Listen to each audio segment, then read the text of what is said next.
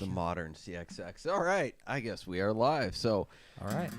Welcome back to Switchcast. I'm your host, Doug Tabbutt, founder of Switchcars GT Vault and the two-time overall Cannonball Run record holder. Each week, I will have a new guest co-host, some famous, some unknown, but all with a wealth of knowledge and experiences to share. We'll take your calls and questions, as our goal is not just an interview, but an interaction with you, the audience, as together we seek to be the co-pilot on the drive of your life. The number to call in to be on air is 216-294-4124, or you can post your questions in the comment flow wherever you are watching live. My guest tonight is Kent Lucas, Hello. Restaurant manager turned sports car dealer. Kent lives in beautiful Nashville, Tennessee with his family, and he buys and sells cars through Niche Motors. Is it Niche or Niche? Niche Motors. I got harangued on YouTube once for I called it Niche because I figured people already think I'm pretentious enough. That's like one of the most hateful comments I get is being pretentious and arrogant and all that. So I'm like, well, I can't say niche because they'll give me crap for that. So I said niche, and everybody, oh, it's niche. I was showing a car, or selling a car last Saturday, and a random Honda Odyssey minivan pulled in, looking for body shop work. And I gave her the right, pointed in the right direction, and she was just very thankful. And she was like, so where am I? And I was like, you're at Niche Motors. She's like, you mean niche? And I was like, sure, that works. Yes, ma'am. Here's where you are right now. Right. So you work for Niche Motors. Yes. You have a family. You have twins and a boy. I do. And a wife. Tell us a little bit about you, about Kent Lucas. I stay busy and I don't sleep a lot, and I hope I remember all of my bills. I've been a car person forever. Mm-hmm. One of the pictures I sent you that you used, my dad was a big car guy, Mm-hmm. big Porsche guy. I compare it to like when a lot of kids were golfing with their dads or at football games or whatever. I was on car lots every Saturday with my dad. You were on car lots. I'm looking at cars. You just went out and look. Okay. Yeah, like every Saturday. Like it got to the point at 10 or 11 or 12 when we didn't go to a car lot on Saturday, I got in trouble for begging my dad too much to go to a car lot. Specifically, like one of like three in Louisville, because I'm from Southern Indiana, right across the river from like Louisville, Kentucky. So like Porsche or Mercedes or BMW, like we just went and hung out. And he bought, we were never, a family of like a lot of means or big house or dad just always had like a cool car.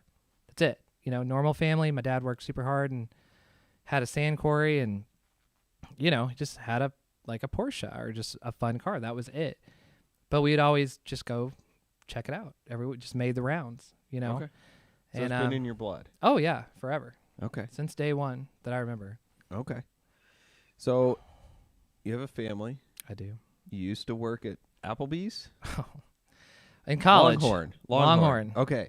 All right. The title of this episode, we're going to get right down into it. Yeah, the title of this episode, it is From Flipping Burgers to Flipping Cars. Because the number one question I get asked is, how did you get into the car business? Because it seems like everybody wants to be in the car business. If you only knew. Till they get there. Right. So you were a restaurant manager at Longhorn Steakhouse, and then you got into the car business. Mm-hmm. And actually, one of our commenters, Chef Brett Stevens, asked, he said, I've been managing restaurants for the last 10 years. How did you make the transition into being a broker? Yep, I saw that question. I would treat that question kind of like now how most people treat like crypto. Like start very small, like go very slow, like be cautious. Like I started making money in cars. I was thinking about, I figured this story would come up. A coworker at Longhorn had a car for sale, and she was talking about like trading it or doing whatever. And I was like, dude, sell that car private party. I was like, she's like, what do you mean? I was like, you can list that car and get like double what you think what you're going to make off it. And she's like, well, I'll pay some money if you do it. And I was like, well, gosh, yes, I'll do it. So I was like, You are no Dwight Schrute, are you?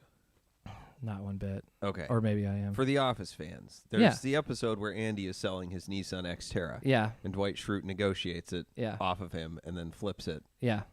in the office. Right. Right. So that's what you should have done. You're a real I still miss those deals sometimes. I think the Subaru 9X you got last year, I was like, dang, I could have just bought that myself and resold it. But so you helped her. I helped her sell her car. Well, Such a I didn't nice just guy. help her. I helped her sell it, and I guess we all were missing like the real value because it's like I launched it, took pictures, did it that day, and it was like on the way home I had like 5 calls, and some guy's like, "Well, come out with cash right now."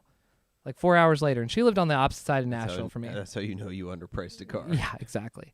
So we sold the car that night. So everybody was like, wow, that's so great. And she was, connected with friends and referred me. And I started listing cars for people and then hunting cars for people. Like people that didn't have the time, didn't care, but it's like, hey, pay this kid $500,000. He's going to save you like $5,000.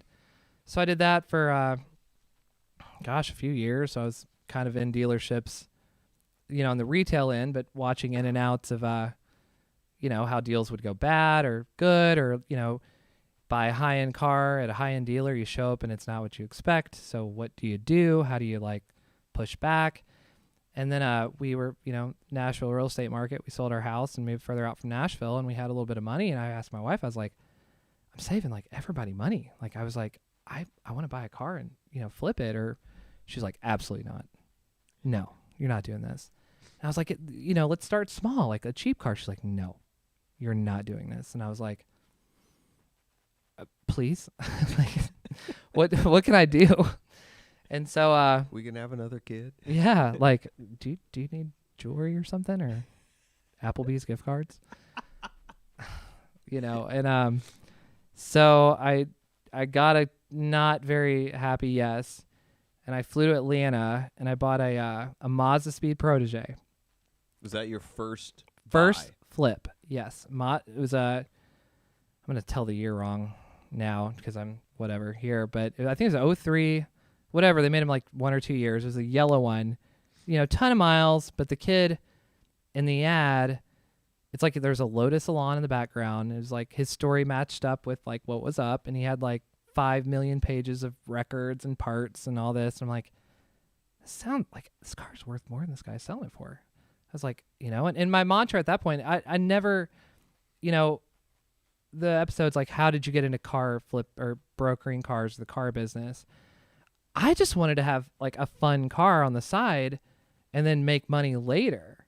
It was more of an excuse of like, coming from my dad who always had a fun car. Right. I was like, I kind of want the excuse of making money, and I'm pretty sure I'll make money, but I just want a fun car. So I'd keep them for like a month or two. I feel like that's what everybody wants to do. Yeah. Right? Nobody actually wants to be in the car business. They all just want to play the car business. Yeah. Yeah. They want to buy a fun car and not have it cost them any money. There's this like crossover to where like you have to appease other people in your life, mainly your wife. And, it's not like, babe, like we need a new big screen TV. It's like, I want to buy a third car. And they're like, no, like we have cars. And so my wife understood a little more because like where I came from, but because my dad's got cool cars now, like it, she met me and met my family, whatever. So it was a little bit more understandable. And it's like the first one, I think I actually overlapped. Like I bought a second one on top of the first one before I sold the first one. But when I sold the first car and I just like showed bank accounts, I was like, look, like clearly there's more money in here than before we started. She's like, okay, whatever. And I was like, that's it? Like, okay. And then she's like, me and my girls want to go on a date night at Chili's. We're like, we're sitting there. It's like, it's fine, babe. Just go. It's fine. We got the money now. But so that's how it started. That won your wife over. Okay. Yes. All right. So I realize we have a technical difficulty here.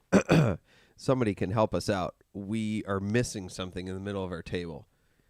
That is my badumch machine. Oh, because I see it. there's going to be dad jokes here tonight, and it's Quite over a there, few. and Yep. I can't get it without getting up. So maybe somebody can place It's it for so us. close. This is very important Yet so far away. because between you and I, there will be at least 3 dad jokes tonight. Times 5. Yeah. There'll be a few. Okay, so you worked by yourself with like an investor / partner for a while. Right? Before that, Okay. oh, how'd this go? There was probably a full year where I flipped Very important. Thank you. 7, 8, 6, 7, 8, somewhere like right around. I'm not really sure what my state's legal requirements are, but Allegedly, just say allegedly, I, my wife owns some of those cars for sure, but I did it on my own, and I don't know. A good friend of mine from college, a fraternity brother, was just like enamored by it. He's an investor. He owns a gym. Just, we'd reconnected and got real close as friends. He's like, man, let me jump on this. And I'm like, man, okay, so less risk, like split the profit, but don't have to like put out the money. Like, this sounds smart. Okay. And so we did 4 or 5, and they were like super cheap cars like that. But they were weird. Like, it was the first time when I met you, I just bought that Acura Legend. It's like a second year Acura Legend with like 51,000 miles. I was going through my old Instagrams last night, and it was a car I think we paid like $2,000 for. And then we sold it like a week later. Yeah, I did some service. I mean, it needed stuff. But, I was probably in it $2,800 and sold it for like $6 in like a week. Yeah. So my buddy, over there, he's like, free money off investment. He's like, right. Hey, keep buying cars, buddy. Like, right. do whatever you need. Do that 10 times more often. But so we were talking about dinner about that, but you said that kind of ruined you because you had a bunch of like cheap cars you made huge margins on. Yeah. And then you thought, okay, well, I can just replicate this. Yeah. Yeah. Like, you get real spoiled. Like, it wasn't so much, it was the profit, the percentage margin. And then it was the, like the turn time. Cause I think like cause I was bragging on myself like the first year also on my Instagram page. And it's like, I always had like a cute little post, like after it sold, like, oh, only took 9 days. And I'm like, man, like, that'd be so nice to keep doing that. Right. But how many cars did you do a year? Yeah, low. Right. Like, so you have one car, you dedicate them. yourself. Yeah, Right. exactly. Right. So that kind of spoiled you in terms of the profit margins. Sure. And then you tried to increase the volume. Yes. How did that work? Well, it's like in my head, it was all the same, but in reality, I was working at Longhorn full time. And then the car thing was free time, which took more time away from the family, but it was like, it was almost getting to the point where it was like the same money for one car as a month at Longhorn. Sure. It was really close. Yeah, but in my head, I'm like, even now, I get yelled at work because it's like, oh, sorry, Kent, that car didn't make you $5,000. And I'm like, shut up, guys. Like, you're right. True story. You're right. We should buy it anyway. So but, at what point did you quit work and say, I'm done with the steak thing? So I'm a child of career COVID, and it was COVID. And it wasn't planned. And like a lot of How COVID kids. How do I word? How do I word? It's all right. In like 15 years, they'll be called quarantines. That's right. One more time. I can't be thankful for COVID, but in my career path, I worked a lunch shift, which I never worked those. They were awful. You had to like get up early, things I wasn't used to in my nighttime job situation. And worked a lunch shift, started getting those weird COVID sympathy tips that day. We're like, we're glad you're still here. Here's, take care of yourself. Like 20 on 40, just weird stuff. Sure. Somebody like great money. And the rumors, Nashville, our mayor was pretty rigid. And the next morning, like Nashville shut down. And we'd already had a relationship. And I think I sat there somber for like 4 days. I'm like, man, can't make money. And I was like, then I found a very low mile Audi TT Roadster, which you ended up with later. And I went and chased it. And then I think I'm like mixing timelines a bit, but fast forward to like when I ended up at Niche Motors, I'd known Evan, the owner of Niche, for Niche. Niche. Every We're having difficulties. For a long time, and I just sort of quietly pestered him. Like, I enjoyed what he did; it was super cool. So I'd go there once in a while and see cars, say hi. Like, normally wasn't a shopper, an actual customer, so I was the worst kind of probably visitor there. But I tried to keep my distance. And it was when we went and I found that 993, the red 993. And I'd posted that day when I went and saw it, and he called me and he was like, dude, where'd you find that car? And I was like, like Murray, Kentucky. He was like, are you working right now? And I was like, well, actually, no, not really. And he was like, do you just want to come do what you're doing here? Because we'd talked about it like really lightly before, a couple times. And at the time and how it was going with him, like I was only expecting to do like one car a month. And it's like, man, it's not really worth it to be a broker. And then after that, I was like, yeah, let's pull the trigger. Like, Let's go full bore. Okay, so COVID killed your job, so that kind of forced you into making the broker thing full time. Yep. You already had a partner investor who was expecting you to do more of what you were already doing.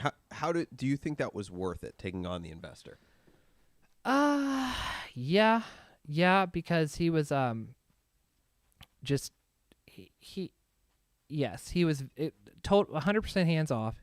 He's like, I trust you. Just go buy whatever. Were you able to make more money, or did you end up just giving a percentage of what you would have made anyway to him to eliminate the risk?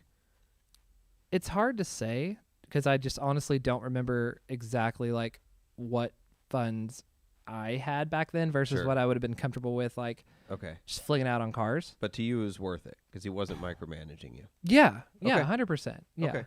All right. That's the way to go. So people have offered to invest in Switchcars, and a couple of times I've tried them out, and always it ends up being that they don't really want to be a silent investor. They want to play around with cars. So it's really just like, I want to give you $100,000 and then be able to slap a dealer plate on stuff and drive anything I want and not lose money on cars. And I'm like, that's not an investor. That's, again, just you want to play the car business for free. And so I don't even. Like, if somebody tries to invest or be a partner, I'm like, no, not interested. It's inverse for me or us, I should say, because they're in different states. Like, they don't even live around me. Sure. So... And you didn't have anything to offer them because you didn't have a dealer tag. Yeah, no. Like, and so they it all kind of came together. Like, I kind of came into Niche, and they were already with me, and so we did that. And then fortunately, I got to the point where I was comfortable buying a few of my own cars, which was scary because they weren't cheap. They definitely weren't like $3,000 Mazdas. And so there's many channels, and you get to a point where it's flattering to where more of my friends that were in different businesses were like calling me, being like, hey man, if you need, extra money, it's fine, man. If you want to run a car. And I'm like, nice. Oh, cool. Like, okay. So you went from flipping cars on your own, part-time, full-time with an investor to working with /for Niche Motors. How does it work? Do you still put up your own money, buy your own cars, and like run them through the dealer, or are you just procuring and selling cars for them? It's all both, okay. I guess. So I still have my my LLC with my original boys, Fifth Gear Motor Group, which we just switched it to Niche Motors Ken on Instagram, so it makes sense with where I work now. And then I guess cherry pick's a bad term, but when I see a car I really want to own myself, because I feel when you're buying these cars with other people's money, I have liberty to drive what I want, but I'm terrified because these are my friends. Right. Like, it's an investment. At first, I'm like, heck yeah, like have a Porsche, like I didn't even pay for. I just take it home. But then it's like, but you're someone could hit me at freaking Kroger. Yeah, no, it's never worth it. Which it's even more so not worth it with your, then you get into your own money, it's more scary. But so but more and less though, because you don't have anyone to answer to. At least you can say, well, it's my money. I know what I'm risking. It's not about the risk of my money and like worst case scenario. It's like, for example, one of the cars I bought this year myself, it was when I was up here with hanging out in the summertime. I found that Laguna Blue S2000 and I bought it. It was worth it. It was everything I thought it should be. And it was one of those cars, you know, S2Ks, S2000s. It's people call and they don't, you know, on the high dollar ones, they don't even care if it runs or not. They're just like, does it have 10 VINs? 10 VIN tags?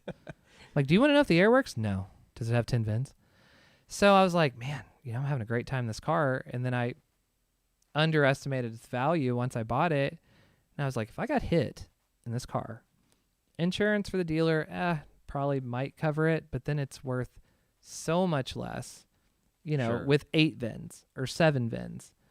And so, like, when I buy those cars, if it's not a 10 VIN car, like, I don't buy them because I know what, you know, even if it's a higher mile car, like, I like to be proud of, like, hey, it's 10 VIN car, you know, and so, Right. yeah, you're scared. I mean, that's the eternal struggle for any car guy that has a collectible car or low mileage car. That's why they keep selling them, because Yeah. they're scared to drive them, and that's a bad place to be, I think. Like, man, if you can't drive your car because you're scared of the value, then You got to let go. yeah. And it's so much easier said than done. Like, my daily driver up until like 3 months ago was a Wrangler because I'd had an Audi Q5 and like depreciation and maintenance. Like, it never aligned. It was just Right. always going to be worth less. Right. It's like, what can I buy that sucks, but it's worth a lot, always holds its value? So I had a Wrangler for like 2 years. And I didn't care what happened to that car. I think I cleaned it bi-yearly, maybe. And it just always, you know, even dirty, it's like, it looks good enough. And I've sold it and have a nicer car now, and I'm kind of back in that quagmire of like, oh crap. I was like, I want something I don't care about for work that just I can drive and it's fine, but I don't want to get hurt because it's nice. Right. You know, it's like, I can't be like that. So I don't know what to do. It never gets easier. So which do you think was a better position, working on your own flipping cars or working through a dealer? Definitely with a dealer. Why? You have insurance coverage, number one. Really good. Don't have to pay sales tax. Don't have to pay sales tax. You have free plates. You know, at my dealer at a niche, we're also a big niche shop. We're a repair shop for German cars. So our techs there, Brett and Daryl, have 40 some years of experience. You know, they used to work at Thoroughbred in Nashville before Sonic, as Porsche and Audi and Saab guy. Like, they've seen it all. So from that aspect with me, like, I'm very mechanically inept. Like, I'm bad. I've learned a lot being there. Cause Right. like, you know, they are the hands where they're like, oh, it's that, you know. And one of my other partners, Josh, he's been the kid that's always fiddled and worked on cars, and he just gets the mechanics where it's like, we get like spats where we joke around. We're like, I'm the stats guy, and he's like the work, you know. He, like, we see like broken Porsche Boxster tops on like a car. It's like, oh, top won't operate, Boxster, real cheap. You know, he's like, we learned that's like generally like a $15 part. Like, it's always these arms, these things that break. You know, it's like cars in your wheelhouse with simple things that break that seem scary. Like, when you have like a support system behind you, Right. it's cool. Yeah. Like, when you're alone, it's like you're the outsider and you want to be nice and know these people, and you might have a shop that you prefer, but you're still the outsider. Right. Like, Right. You got to pay retail for stuff. Yeah. oh yeah. Yeah. So along those lines, I was reading yesterday. Are you a member of Wholesale Car Club on Facebook? Yes, I am. Yes. Okay. Why do you? Anyway, Chad Cunningham, who works for Give Me the VIN, made a really good post yesterday about that, and essentially his journey in the car business and his decision to work with I read that four yesterday. people. Yeah. Yeah, versus going out on his own. And he made the decision from the beginning to kind of be a mentee and to work for dealerships. And why it was such a good idea, because of all that he learned along the way. Oh yeah. And still learn. Yeah. And I went the other way. I did everything on my own. I didn't have anyone, I guess, to work under or to learn from. And he said he made the right choice, and one of the points he made was that you can learn the same things on your own, but it'll take longer. And I definitely can confirm that. It's a more expensive, slow, and more painful route. Yeah. Obviously a more prideful route as well. I don't know if it's a good pride to say, oh, I did it on my own without any help or training, but it's interesting to compare and contrast those two routes to getting into the car business.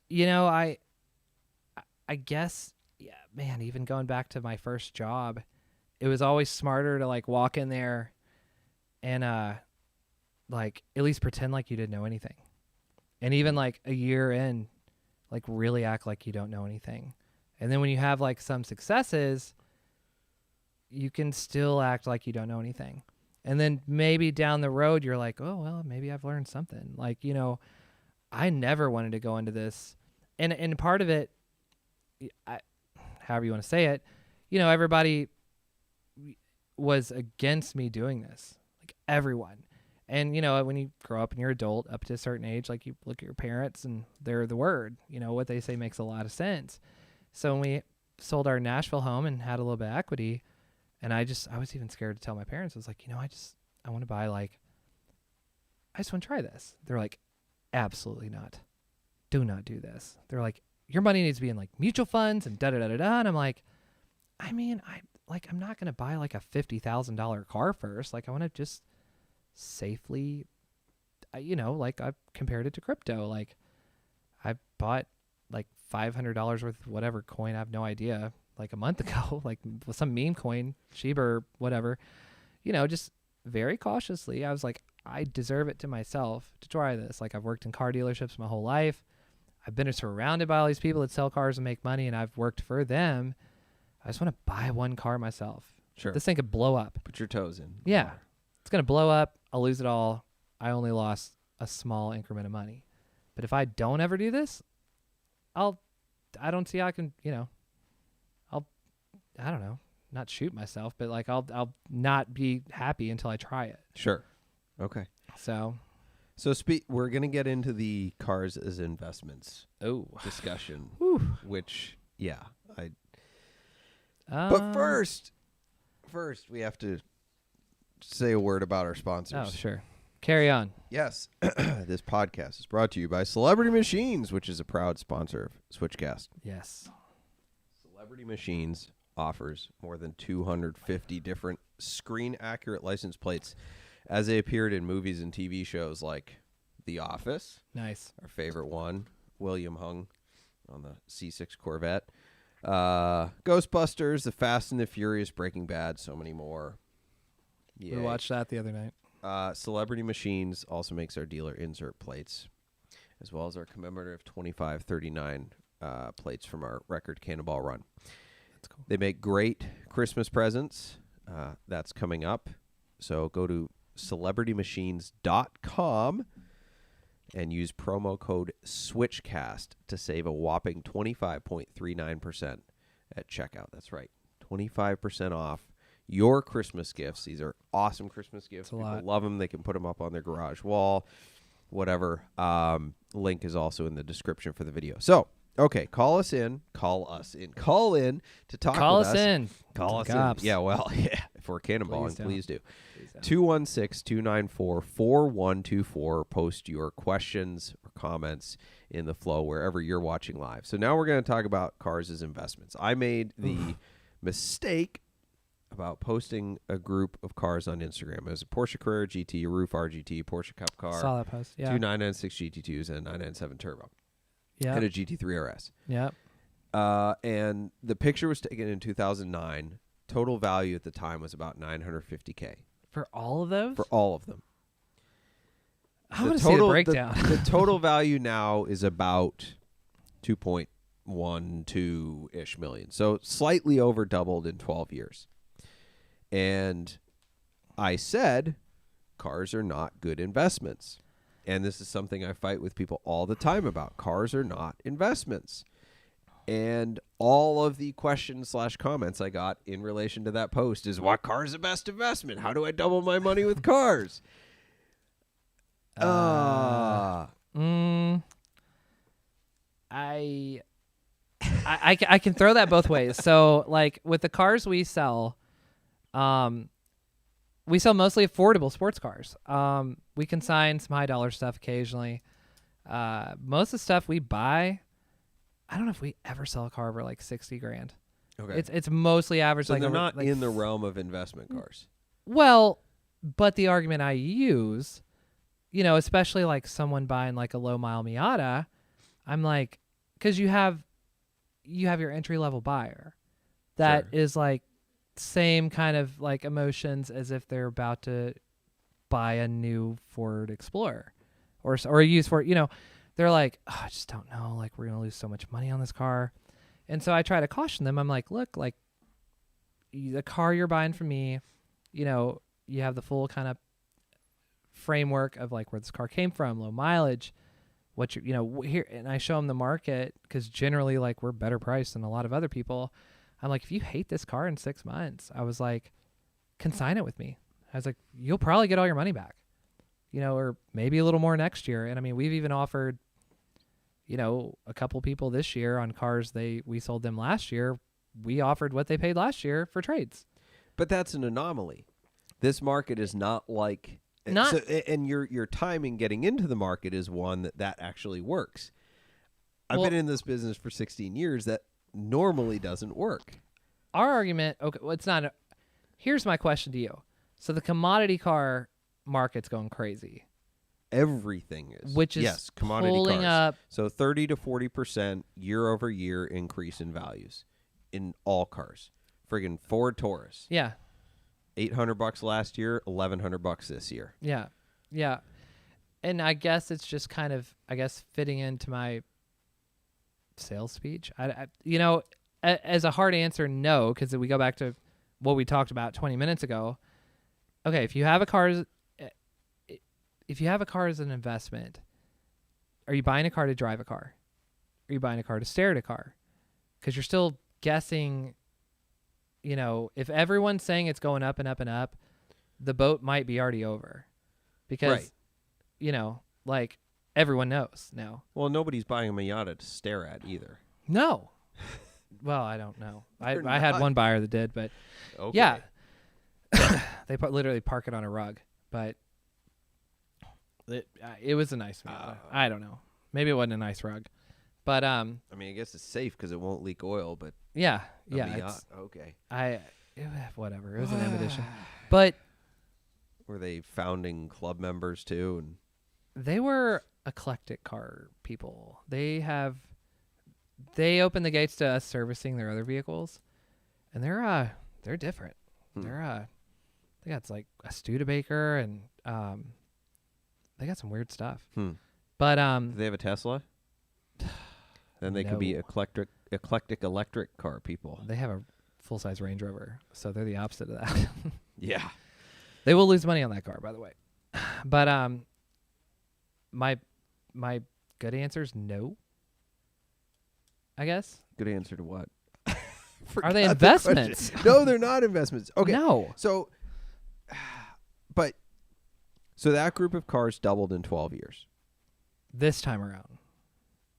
Fine, but 12 years is kind of a long-term thing. But the problem is, there's multiple problems with that. The problem is that group of cars also doubled in value in the last year and a half. So the question right now is, everyone that knows these cars are so hot now, would you buy that group now hoping they would do the same thing again? Everybody says that, though, right? That's what I'm saying. when stuff is going, what's the old saying about like everybody's an expert when the market's going up? Yeah. So you can say this car is going to be worth more tomorrow, and every day for the last 8 months, I guess, 12 months, that's been true. But at some point, that ceases to be true. In my head, from what I guess my big car, that I'll harp on that I've sold a bunch of is I love Mazda Speed Miatas. They're I mean, you got one now. They're a limited edition. The kids wreck them every day. Only helps out the value. You know, cars that are small batch retail built cars that keep disappearing, you know, it would take like a big economical shift to decrease, I think, their value. But we've undergone a big economic shift in the last year. Who's to say it won't go the other way? That's what I'm saying. An unprecedented economic shift. That's what I'm saying. That's the only reason cars like that have even gone up in value at all. Sure, but let's let it slide the other way. And I feel like those cars don't gain anymore, obviously, but they hold. Maybe. But I mean, who's to know? Like, exactly. But I don't know. Who's to know? But people are selling cars, and they're using this argument as an investment, as if they know that they're going to be a good investment. I 100% disagree with that. I mean, any market's volatile. Cars they have so many moving parts, and you have to drive them around other cars. And if you want to enjoy your car, you're around other people in cars that might not drive as good as you. I mean, there's so many. It's not like even like what's back to crypto or investing in good old gold or diamonds or things you park. Like, cars are meant to have fun with. Find one that's clean and rare. Like, you know, like I started small, and I kind of learned values on affordable stuff, and I just tried to find them a little cheaper than that. And I mean, the biggest thing is like when we started kind of finessing what we were going to talk about tonight, you know, we're in the business, like, well, don't tell your secrets. And I'm like, there's no secrets. Like, go do it. Right. You know, it's different to hear the things and be like, well, if I see this car like in my town, than to be like, oh my gosh, there's a car in Jacksonville, Florida. Like, call the guy, tell him you'll buy it, go get the cash, book a ticket, and be the first one there. That's a little like more scary. And then you get there and like, what if the car's not what it's supposed to be? Then you just buy a ticket home, like, and just be cool with it. You know, there's a lot of emotion in car buying, and if you're trying to buy the best car, you have to take all the emotion out, which is very hard. Especially being interested in cars. Yeah. Because most of the people that say they want to get into the car business or get into the car business are doing it out of an enthusiasm for cars, which is backwards. Because you should start with, you know, nobody gets into the waste management business because they love the smell of garbage. I'm going to go with 2% due, but okay, continue. Fine. Anyway, they lay out a business plan. They say, here's where we can make money. Yeah. You know, the old saying is the way to make a small fortune in the car business is to start with a large one. Right. So you and I got into it because we loved cars, and that's backwards, because then we start letting our enthusiasm for certain models get in the way of our rational decision making about the value.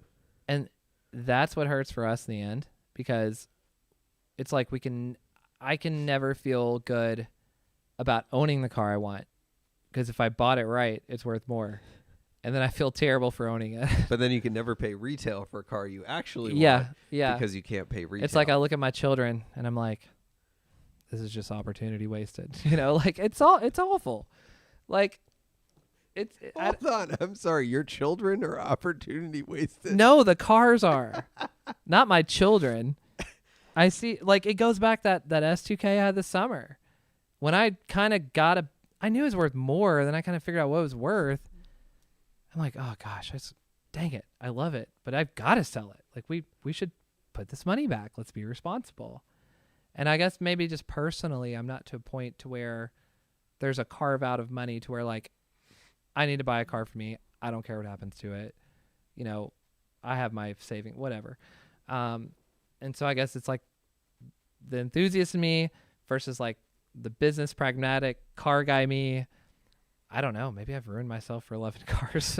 Like, I've gotten better at buying them and showing them to other people. But the longer you're in the car business, the more it affects your passion for cars. I've definitely noticed that. And I've tried to make, I don't know. I don't even know what. At home, there's nothing car related. Nothing at home. Other than, like, we're starting to get some Hot Wheels for plays and stuff like that. But because I wanted that separation. And for everybody else, it's the opposite. They go home and they're, I've got car models and I'm shopping for cars and playing with cars. And they say, oh, man, you got the best job ever because you just get to do this all the time. I'm like, man, Well, when I there's a go little thing home, called pressure. Right. Yeah, no, like if it was like one dare when you're on your wife with a date and she's like, I bet you can't find a car you love and make money on it. Then you could go do that. Hopefully. Maybe not, but you do it. But when you kind of go full circle like me or you, it just sort of stinks because like it doesn't stink because you're around these things you love. Like I had to like pseudo appraise my first Ferrari on my own the other day, basically on my own. And, man, you just like put game face on, you know, and you're like, all right, well, there's this and that, and there's scratches and a scrape. And like, it was like a F430 Spider F1 and, there are tons unknown with maintenance, stuff like that. And so it's like 10-year-old me is like, this is a super awesome car. But it's like business me is like, Right. you know, we're consigning it. And I'm like trying to just what do you do? Yeah. Like, yeah. 10-year-old me, I want to ride in this. yeah, the guy was even like, 30-year-old me goes, hey, oh, man, the header's cracked. How many stickies does it have? Does the top work? what's the percentage of the F1 clutch? life. Yeah, like he's like, yeah, man, you can drive it. And I was like, no, it looks good. Yeah. Like, it's No, fine. I don't want to because I don't want to screw it It's up. like, let's just do a PPI on it and we'll see what Ferrari says. Yeah. No, there's something to be said for that, for sure. Innocence is bliss, right? Indeed. Well, it's like if you do what you love, you know, you never work a day in your life. But the other people say like, never make your business your passion or vice versa. It's so weird. Yeah, no. Go with that. If you do what you love, you never work a day in your life. It's the dumbest friggin' statement on the planet. It is not true at all. Work is work, and you have to deal with people and paperwork and the government and even cars. Like, cars are not perfect. They're machines. They break all the time. They let you down. Yeah. It is absolutely work. There's a balance there, though. I don't know if I found it or I'll find it. Maybe. Have you? I mean, like, have I found the balance? You have your own cars you own that you still own. That balance. Yeah. Yeah, that's a good question. But that might be the question of the night. I'm not. That's a long road to go. That's for the book. That's yeah. Somebody asked how many miles on the TT, the Roadster that you sold us. Was it 13,000? I don't know. It was super low. It was low teens. And how much did it finally go for? I don't remember. What did we pay for it? Was it like 20 grand? No, you man. Well, just full circle. Yeah. We let's forget it. I don't remember the details. That goes to a better question, maybe a worse question. This is a dangerous question. How did you become affiliated with Switchcars? How did you get here? How did you get from managing a restaurant to flipping cars on the side to being on Switchcast I put so Live? many comments on the YouTube and wiki. I got flagged and I got banned. No, you know, I'll just be one of those guys. Yeah, I mean, you kind of were. I found the VinWiki YouTube channel. I thought it was the coolest thing ever. I was just like, man, I didn't watch a YouTube, and I'm like, this is so interesting. And then I was consigning a 99 SL 500, and not really clicking in my head about VinWiki, but I just went to bat and was trying to comp numbers, and I saw Switchcars, and I was like, oh yeah, that's a VinWiki guy. I was like, Is that cat killer? Let's call that guy. Let's see. Maybe he'll answer the phone. And so I offered the car to you, and we were close, but we didn't do it. And then we just didn't talk for a minute. And I found that E-Class wagon that you were like, oh my gosh, this might be perfect for my wife. And I sold that car in like 4 days. Yeah. And I don't know if you revisited it with me or I don't know how that went down, but you're like, dang it, it's already gone. Messaging us on Facebook. On our Facebook. Yeah, that was where a lot of it came from. Was it? Yeah. On your Facebook? Like the Switchcars Facebook. Maybe. Yeah. I feel like I just called you directly. Maybe. I don't know. That's where it started. The SL's where it started. Because I called Switchcars and you just answered. And we talked for like 10 minutes. I don't do that anymore, by the way. Call them. The numbers listed in the yellow pages. No, because it's great. I have some awesome guys, but it is really nice not to answer the phone anymore. Not that I'm some huge celebrity, but there was times where I would answer and I'd say, Switchcars, this is Doug, and I'd just hear, oh, man. Oh, man. no, no, literally just heavy Really? breathing. And they're like, I can't believe you answered. I'm like, price you pay, I guess. But no, the thing that how our first deal was the Honda Prelude, the SH, and yes. I was hanging out actually with one of the guys that's now my first business partner. We were talking about Scott. We were all in a college, went to Bowling Green to just see college buddies, do it once a year. I tried to buy that car like 6 months prior and lost it. And then the guy that bought it thought he wanted it, whatever. So I bought the car and I just texted you. I think I'd had like a few drinks and I was like, oh, maybe Doug likes this car, and I even texted you. I was like, hey, I'm not pitching this to you. It's a cool car. And I didn't know that you had just taken on Thomas and Daniel. And, I don't even know if you responded to my text, but like Sunday night, just put you off to them. I probably, but, it was like, it was one of those, we did a turnaround where I came home from hanging out with my college buddies and me and my wife had a very awkward, like a Sunday night date night where we went out. So we never do that. But, you like text me, you're like, how much? And I was like, oh my gosh, really? And so I like shot you a number and you're like, we'll take it. And I was like, what? It's like, okay. So I started buying a lot more mediocre cars when Daniel and Thomas came out. Not mediocre in quality, but in margin high cars. Yes, margin high. Yes. Yeah, we made a deliberate effort to go down in price and up in margins. And so Kent went the wrong direction. Basically, yeah. No, so I don't know. I drove the car up here probably as a excuse for vacation / told my wife like they're paying me like $300 to drive it up here. Like it'd be fine. I get to stay at Doug from Vin Wickie's house. I didn't go that far. Beth like watches me on YouTube. Yeah, no. And so car drives fine all the way here. That was the funniest part. Car drives fine all the way here. Park it, come in, say hi to you. Thomas and Daniel's first day. Like, oh, Thomas, you want to drive this? He's like, okay. So me and Thomas go for a drive. Check engine light comes on. So none of us know each other. It's their first day. They think like I'm a transporter or something, even though I have no truck around. And you're like, oh, all right, we were here on price, but clearly it's not fine. So what do you want to do? And whatever. We came to terms, and you graciously allowed me to stay the night at your house and took me. Don't tell anyone else that. Your address is up. No, that was the best part of the story is the trivia that night. Oh, at the church. No. Oh, yes. Oh, my church gosh. basement. The church basement. Not church basement. It's a religious gifts store. It's a Catholic gifts store. It was very with confusing a bar in the dark. Basement. It looks like a church. It was a church.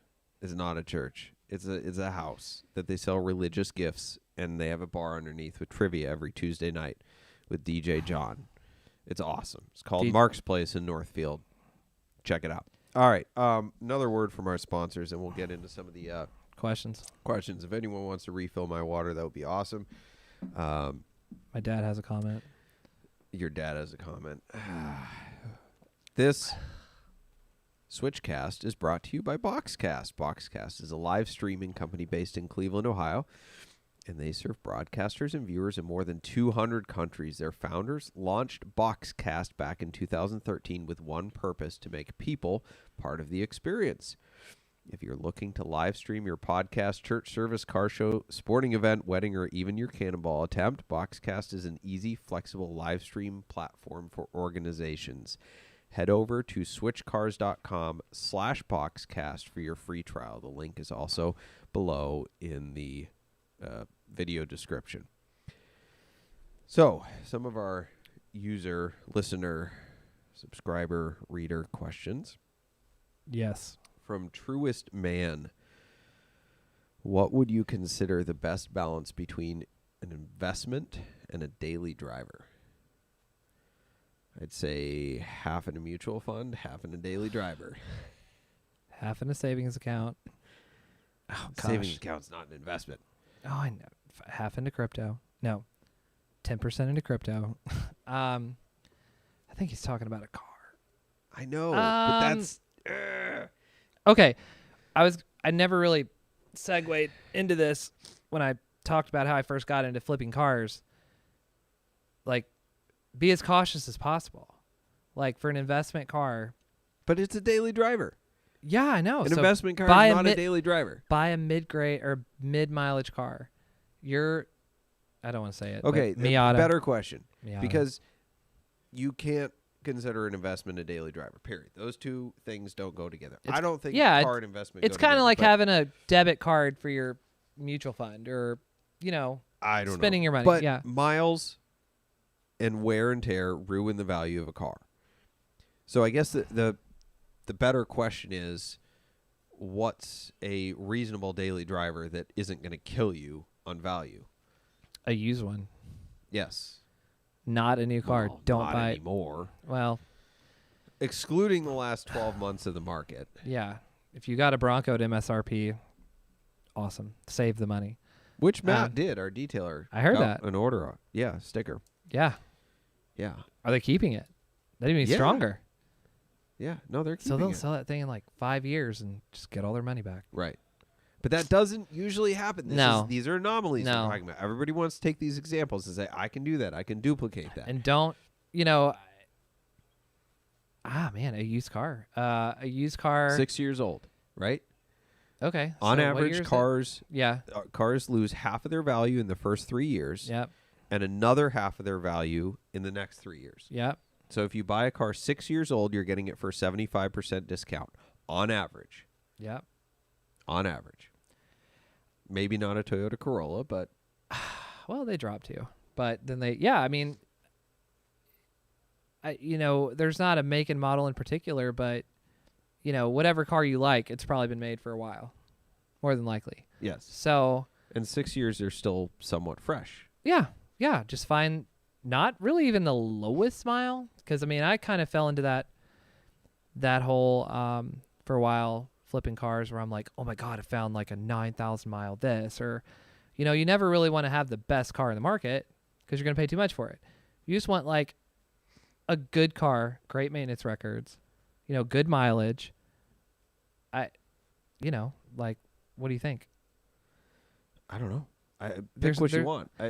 You buy a used car you research it to make sure it doesn't have massive problems. You don't buy a paint meter. 2007 Toyota Camry. No, it's a daily driver. Who cares? Well, you don't want to buy it wrecked to start with. Fine, but then have somebody check it out. Don't buy a paint meter. Yeah, do an inspection. Yeah. Yeah, I agree with that.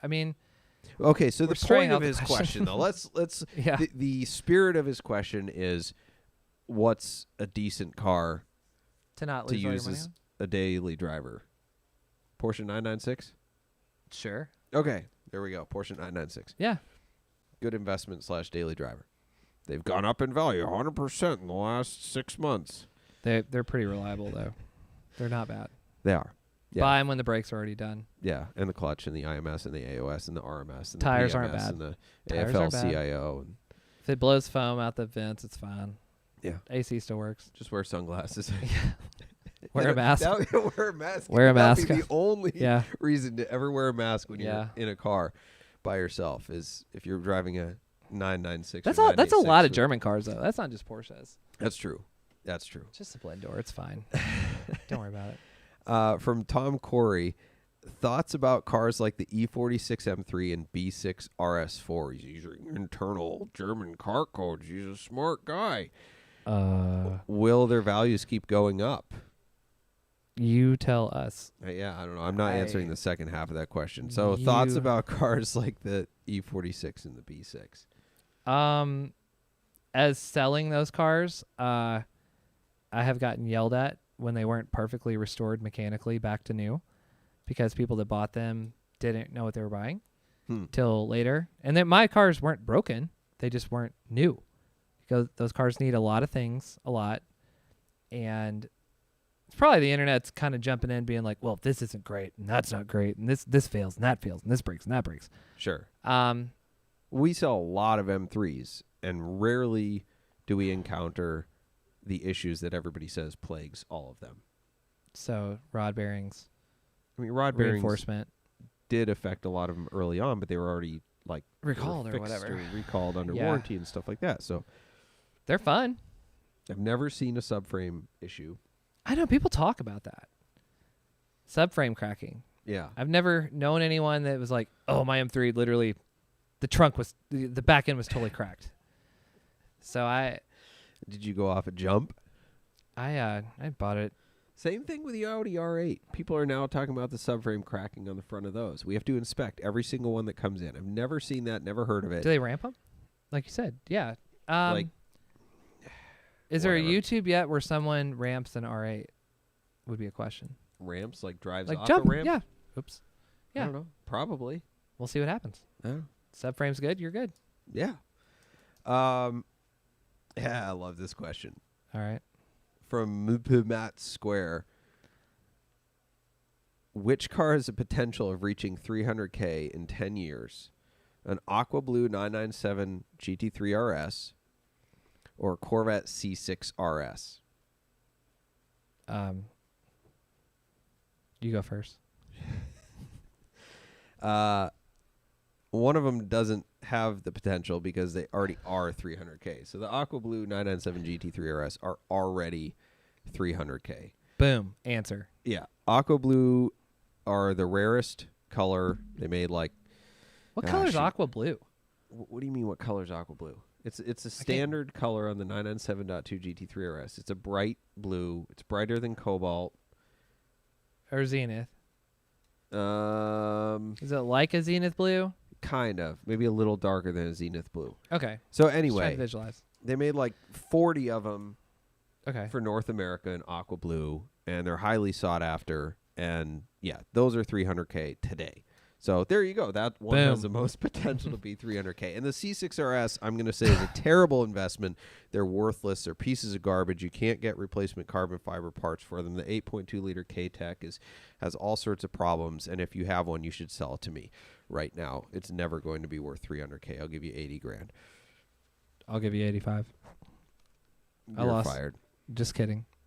Anyway, no, the C6 RS is awesome, but it's kind of a unique oddball car that I don't think the masses even know what it is, let alone can appreciate. So I think that's going to have a hard time attracting the value long term. Yeah, if it's so, like we were talking about some cars that you like earlier, they're like so oblong and rare, like niche, rare. I didn't even say it. Yeah, they're super cool. They're super awesome. If you find one that's for, I don't know, a number under that's what is in your head, buy it if you have the money, I guess. Yeah. Like, what are the comparables? Sure. I have not picked a question of the day yet, so I think I'm just going to make this one the question of the day. It is brought to you by Switchcars. We're in the Switchcars studio. Thank you very much. That's nice. But specifically our merchandise store where you can get awesome T-shirts like the Keep Your Woman But Switchcars shirt. Great Christmas gift again. Show your wife how much you love her. Soft. Go to shopswitchcars.com and enter discount code SWITCHCAST for 10% off your merchandise order, and we will get it to you before Christmas if you order enough time before Christmas for us to get it to you.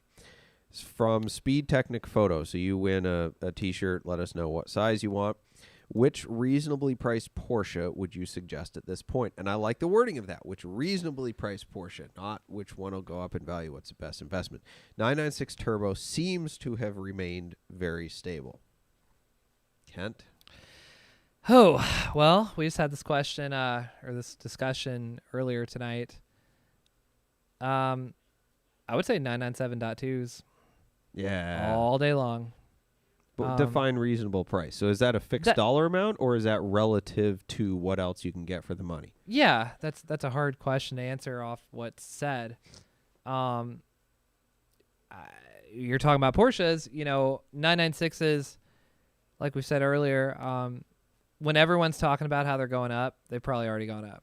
Like it's probably they might still be, but they're when everybody realizes they've risen and they're rising, it's probably slowing down. Whereas .2 997 cars were built mostly in the last recession. No one bought them at all. They're super awesome. They're very hard to find. They didn't sell hardly any of them. And they're great cars. Like they're nice. I think they look the best. Yeah. 991s are good, I guess, but there's just so many. They're just kind of boring. That's my vote. .2 997. Okay. Maybe not in silver. What about the 996 turbo? Because it seems like that's what he wants the answer to be. What do you think? They're not going down. They've been on the rise. I feel like there's so many, not iterations of it, but I guess a not silver or black, obviously not tip. With no gray interior and no supple leather. Yeah. So a blue on tan. Yeah. A blue on tan, non-bumperette, 6-speed, sub 50K. With H&R lowering springs, so it doesn't look like a Safari. Yeah. Yeah, I agree. I'm more of a naturally aspirated guy. Oh, we had this argument before. Yeah. So the 996 turbo for me is not an incredibly engaging driving experience. I think both 996 and 997 turbo cars are a little bit numb/muted. They're super powerful. They're just super constant. fast. They're just right. They're like AMG Mercedes. They can be made to be really good with an exhaust and springs and short shift and stuff like that. They're like comfortable fast. So you don't get the there's like sensation of going fast and going fast. The sensation of going fast is always better. Doesn't matter what you're driving, because you feel like you're going fast versus actually you could be going super fast. Sure. But, except in a Cannonball, you want to actually be going fast. Well, that's true. But I think the 996 turbo is a very good value for the money. It wouldn't be my personal pick. I'm not a fan of the aesthetics of the car, and it's not because I hate the fried egg lamps or whatever. I don't know, something about the front bumper angle or whatever. That car doesn't quite do it for me. I agree with the 997.2. I think that's one of the best values for the money. I had one as a daily driver. The only reason I sold it is because it was why did you sell a it? flappy paddle. Oh yeah. Well, because if you're drifting in the snow, every now and then, if you get super sideways, these are big worries, big Porsche worries. Go ahead. It was my winter car. Okay. Anyway, you have videos of that, right? Maybe, I don't know. Anyway, so yeah, when you're drifting in the snow and every now and then you get super sideways, the transmission gets upset or confused. It'll just like stall out on you. What do you mean stall out? Can't just. It would just stall out. Really? It just didn't like. I had everything off, but there's still computers talking to the PDK system, and things just happen. And it's like, you know what? I'm really confused. I'm just gonna shut down. I mean, and we're talking price point really close, because like a decent 996 turbo, 60 to 75. Sure. And a really nice .2 997, 60 to 75. 70 to 85 now, I think. I like where your head's at, and you're, it's a nice, if you want the turbo in the wing, it's not a bad car. It's a super awesome car, but a 997, it's a more refreshed, much better cabin, much where you're gonna be the whole time when you're piloting this thing. Just a nicer car. Yeah. We have a question from Das Real Nice. Kent, you're a wagon guy. You have a Volvo Polestar, right? Gosh, guilty as charged. Yeah, Definitely do. Do you know of any German Porsche tuners that have made a wagon? Oh, it's like a quiz question. Yeah. German Porsche tuners that have made a wagon. So I guess we have like Rentec. Do they make a wagon? They massage wagons. Oh yeah, you had the AMG Hammer. Okay. Yeah. No, that's AMG. That's not a tuner. Any tuners? Any German Porsche tuners. They're a Mercedes tuner. So like specifically. Gbala, Well, if any German Porsche tuners, this is a really long setup, by the way. If any German Porsche tuners did make a wagon, do you know what it would be called? Go for it. A long roof. What time is it? What time are bathroom breaks? Okay, on a serious note, though. So we have like the Volvo wagon gang here tonight. Bailey drove his Volvo wagon. I think Tyler drove his. Spence didn't show up, but if he did, he would have driven his Volvo wagon. And you have a Volvo V. I have a V60 Polestar in Rebel Blue. Is it all that and a bag of chips? Yeah, it's like 60-40. I was talking to them all out there, like a never meet your hero situation. Like, I've had that, S60 and V60R designs were like the Diet Cokes of the Polestar in this era, sub 2016 with the inline 6 turbos. And they're comfy and they're like super fast. The V60 is like a cobbled together factory hot rod. So it rides bad, but it looks awesome and it goes like super fast. So like on Tennessee good country roads, you're like, oh yes, man, this is great. But like leaving Columbus, Ohio, like I thought the rear shocks were just like blown because like I was like almost hopping over expansion joints. I was like, did the rear wheels leave the ground? It's a super cool car. I probably have my manually adjustable struts not right. I haven't touched them yet. I just whatever, but I will. It's fast. It's cool. It's super comfy. Volvo seats, dual exhaust or dual baffled, whatever, adjustable exhaust. So different sounds. I don't hate it. I don't regret it. Is it manual? No, it's 6-speed auto. auto. Don't care. All All right, Three Pedals asks, you have $500K. You can spend it on 1 or 10. What are you buying to increase the most in value over the next 12 years? Porsches only. 1 or 10? 10, like you can buy $1 $500,000 Yeah, car or 10 10 to make it up or whatever. Can you buy But 4? Only Porsches. 4, fine. 1, 10, a million. You could buy like 300 944s. How many Boxsters, like first gen Boxsters, would that be? 500,000 divided by 10, 500. Okay. 50. What's your answer? Volkswagen Auto Group stock, Okay. because that's tripled in the last 12 years. So if you want investment, But you have to buy a car. you buy investments, not cars. That's my answer. No, Yeah. he didn't say. He said Porsches. Volkswagen's Auto Group stock is buying Porsches. I mean, I'd buy like 1 and buy the rest. Oh man, I don't know. I'd buy a bunch of like second gen Boxster S's. I'd buy every one you could find, then invest the rest in whatever meme coin, Volkswagen AG. They're about to spin off Porsche, I think, right? I was down at the Porsche Classic Center, and there was a guy who had sent his first gen Boxster. I think it wasn't a Tiptronic, but it was like a salvage title. Mm-hmm. And he had sent it to the Porsche Classic Center for a complete like Porsche factory Like a redo. rebuild. Yeah. At over $100,000 cost. Silver For a Boxster, red leather. Black Boxster. Black? Black on black. I think it had sport seats. That was like the only thing going for You it. love it. You love it. Coach Connie wants to ask. We all want to know the photo of you Ugh. with your wife's Thought we face escaped all over your shirt. What's the story behind that? I was gonna bring it, wear it. Thought it'd be too But you wanted to wear your Pasha on Pasha instead. Pasha.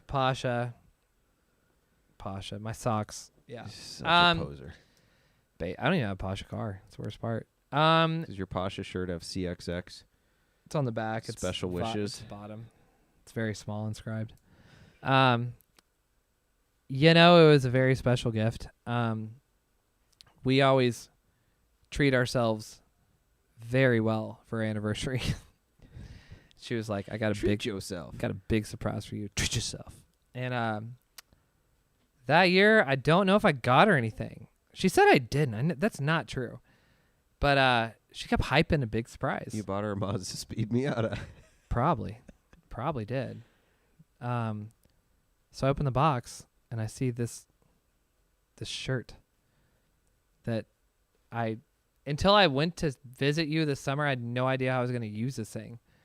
She's like, surprise. And I'm like, it's a shirt of you. She's like, yeah. And I was like, what do I do with this thing? She's like, I don't know. And I was like, that's the last thought of your process? Like, she's like, well, you know, you're not going to forget this present. And I'm like, right on. Touche. So I kind of made it my own last time I wore it. And if you want to make a splash at a middle to upper class restaurant, I highly recommend buying a t-shirt of someone that you love or hate. Because if you walk in, I don't care what they're doing, they will stare at you and they will ask you questions. That was a fun night. And you can improvise. It's the best part. All right. Last question, I think. All right. From Luckiest Dude Around, what's your P-car market handle? Honestly, I've replied to that, and it's not true.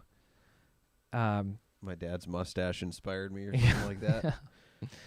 I don't know. Probably Niche Motors. We've only sold a few cars Well, there. so, no, it's. I thought of it as a silly question, but not actually, because I'll ask the question, then I'll explain my side of it. Do you bid with your dealer name when you're buying cars on auctions? Oh. Or do you have an incognito handle? Oh, yeah. Oh, yeah, what? Oh, I have a Secret handle. I have another name. Okay. Same thing when you're buying cars from private sources. Do you advertise like, hey, I'm Kent from Niche Motors? Or do you say, I'm this Kent. guy Kent? I'm Kent. And why? It gets really tricky. If they're like, are you a dealer? I don't know. I've gotten to the point, like, I didn't used to want to tell anyone.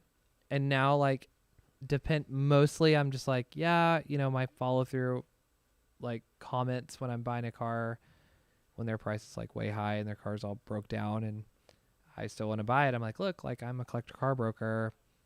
I have cash. I'll buy your car. Take it or leave it. You know, like.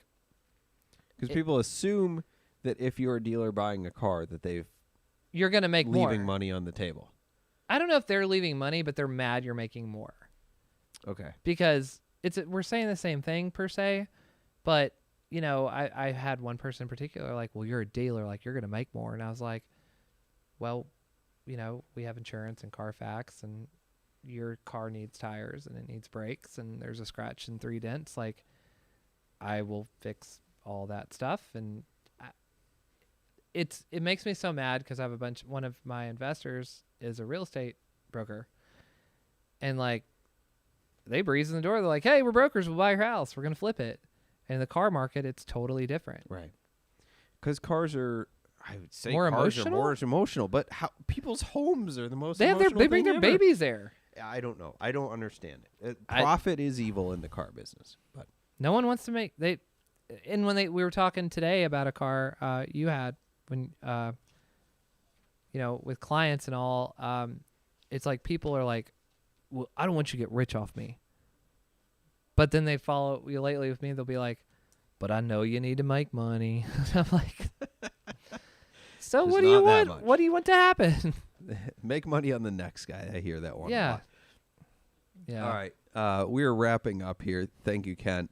We're going to go to the props and flops of the week.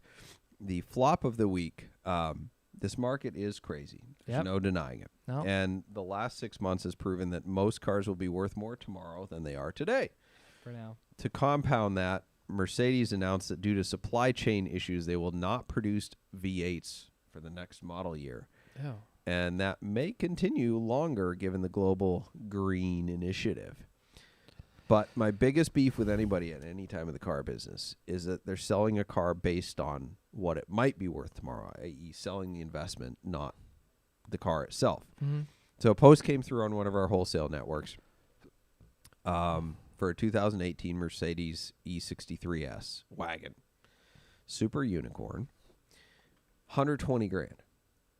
So essentially a sticker for a 3-year-old car. That's, as crazy as it sounds, is not that out of line for today's market. I didn't have any problem with the price. I wasn't going to buy it, but fine. Ask whatever you want. But the headline for the sale was, it might be pricey now, but in 6 months?